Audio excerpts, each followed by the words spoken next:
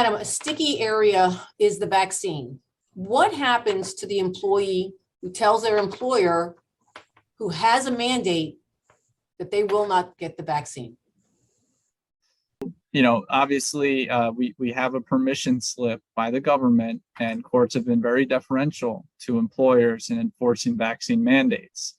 Even if it results in an employee losing his or her job, subject to 3 legal exceptions, and those legal exceptions are built around someone with a medical issue which constitutes a disability under the ADA, someone with a sincerely held religious belief as recognized by Title VII, or someone who is pregnant. So if people identify those exemptions, you have to at the very least go through this interactive process of identifying whether there's an accommodation available for these workers in lieu of taking the vaccine. So you can't have really an all or nothing vaccine mandate without looking at those legal exceptions.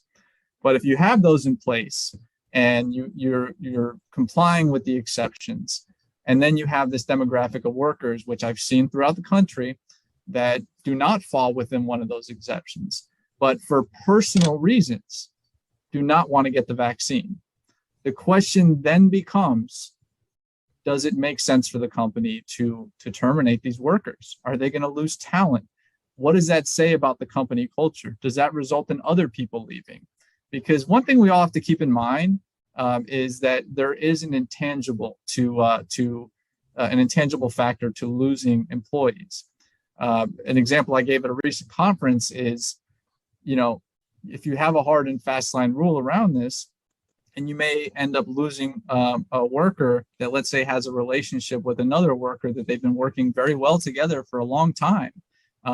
Yes, you may only have to deal with the turnover cost of that one worker, but you lose that camaraderie, you lose the relationship that the workers have with each other, and that can result in other people leaving as well. That can result in productivity going down. So there's not an easy answer to this. It really does take a deep dive into not only the law, but company culture, some of the relationships that you have deeply entrenched within the company, and whether or not having a hard and fast rule is in the best interest of the company.